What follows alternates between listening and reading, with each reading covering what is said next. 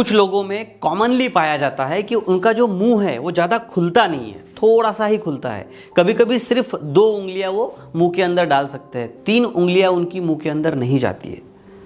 खाते वक्त यहाँ पे जलन सी होने लगती है और ज़बान से अगर आप देखना चाहो इस साइड से तो आपको ऐसे रेशे रेशे ज़बान से महसूस हो सकते हैं। ये लक्षण हो सकता है ओरल सबम्यूकस फाइब्रोसिस नाम की बीमारी का, और ये थोड़ी घातक भी बीमारी है। तो ये होती क्यों है, इसका कारण क्या है और किस तरह से इससे बचा जाए, इसकी ट्रीटमेंट क्या करनी चाहिए, इन सभी बातों के ऊपर मैं आपको डिटेल में आज समझाने वाला हूँ। सो ये वीडियो आपके लिए बहुत इंपॉर्टेंट है, पूरा जरूर देखिए। डॉक्टर टोंग से होम्योपैथी ये चैनल सब्सक्राइब करें, बेल आइकॉन पर क्लिक करें तथा लाइक और शेयर करें। बीमारी से मुक्त स्वस्थ जीवन जिए।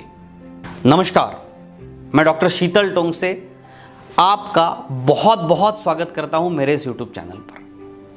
अगर आपको ये तकलीफ है तो इसके बारे में समझना, इसके कारण को जानना बहुत ज़रूरी है। सबसे पहले ये समझते हैं कि ये ओरल सबम्यूकस फाइब्रोसिस होता क्या है और क्यों होता है।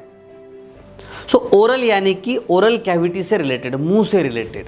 सबम्यूकस फाइब्रोसिस हमारी जो म्यूकस मेम्ब्रेन होती है, अंदर की जो स्किन होती है, उसके नीचे से फाइब्रोसिस होने लगता है। वहाँ की जो चमड़ी है, वहाँ की जो स्किन है, वो थोड़ी सख्त होने लगती है, थोड़ी मोटी और कठोर चमड़ी बन जाती है। जिस तरह से स्किन का कोई भाग अगर जल जाए उसके बाद वो खिंचाव वहाँ पे पैदा हो जाता है, उसी तरह से इस सबम्यूकस फाइब्रोसिस नाम की बीमारी के अंदर मुंह के अंदर से खिंचाव पैदा हो जाता है। स्किन जो है थोड़ी मोटी बन जाती है और जिसे कहते हैं फाइब्रोसिस। अभी समझने वाली बात यह है कि जब हम बात करते हैं या खाना खाते हैं, हमारी मुंह की जो मसल्स होती है पूरी तरह से खुलती है, हमारा मुंह पूरी तरह से खुलता है।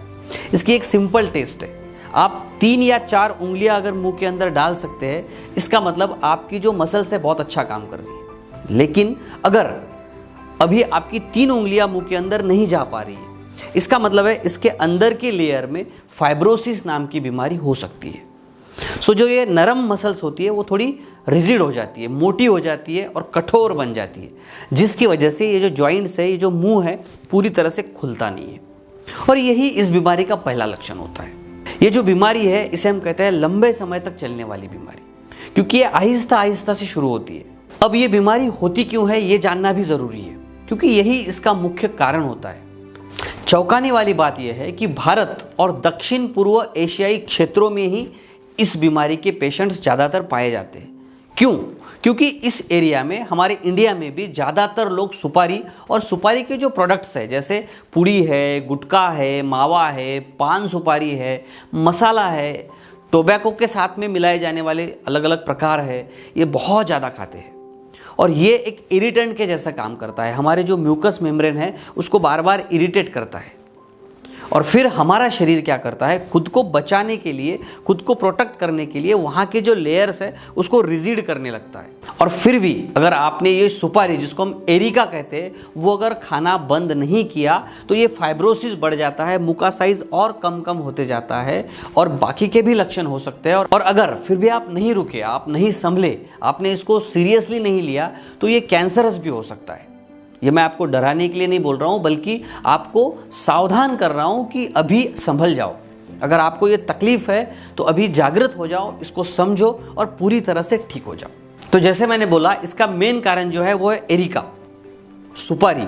सुपारी में भी क्या होता है, जनरली हम लोग सुपारी जो खाते हैं उसमें 2 प्रकार होते हैं। एक छिलके वाली होती है, सुपारी बनने के पहले की प्रोसीजर, जिसमें छिलका भी होता है। तो ज़्यादातर ये छिलके वाली सुपारी बाकी के जो प्रोडक्ट्स हैं उसमें यूज़ की जाती है। अगर आप कोई पूड़ी खाते हैं, जनरली उसमें ये प्रोडक्ट यूज़ किया जाता है और ये बहुत डेंजरस है, ये कार्सिनोजिनस है, जिससे बहुत ज़्यादा प्रॉब्लम्स हो सकते हैं। ये तो हो गया मुख्य कारण, लेकिन इसके साथ साथ और भी कुछ कारण है। बहुत ज़्यादा तीखा खाना, लाइम का यूज़ करना, तंबाकू, टोबैको का सेवन करना, कुछ न्यूट्रिशनल डेफिशिएंसीज होती है जिसमें ये तकलीफ होती है, कुछ इम्यूनोलॉजिकल डिसऑर्डर्स होती है, कुछ बीमारियाँ होती है जिसमें भी ये तकलीफ देखी जाती है। अब समझते हैं ये ओरल सबम्यूकस फाइब्रोसिस जो है, जिसे कहते हैं OSMF, इसमें लक्षण क्या दिखते हैं। तो जैसे मैंने बताया, चमड़ी मोटी हो जाती है, सफ़ेद धारियाँ वहाँ पे बनने लगती है, मुंह खुलना कम होने लगता है, उसके साथ साथ आपके जो मुंह का स्वाद है वो बिगड़ जाता है, तीखा बहुत जल्दी लगने लगता है, उसके अंदर जलन सी होने लगती है, बर्निंग होने लगती है, कभी कभी दर्द भी रहता है और कभी कभी मुंह के अंदर छाले भी आने लगते हैं।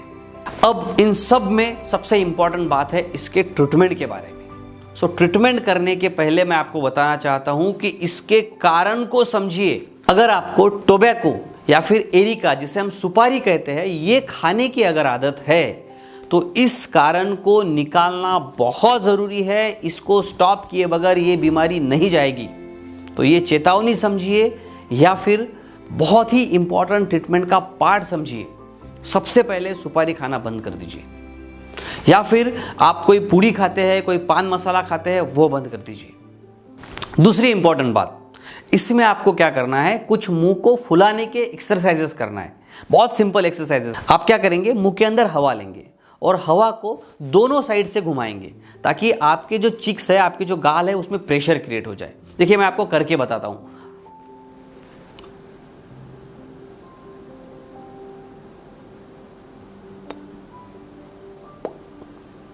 उसके बाद आप क्या करेंगे, मुंह को जितना खोल सकते हैं बंद और चालू, बंद और चालू ऐसा करेंगे।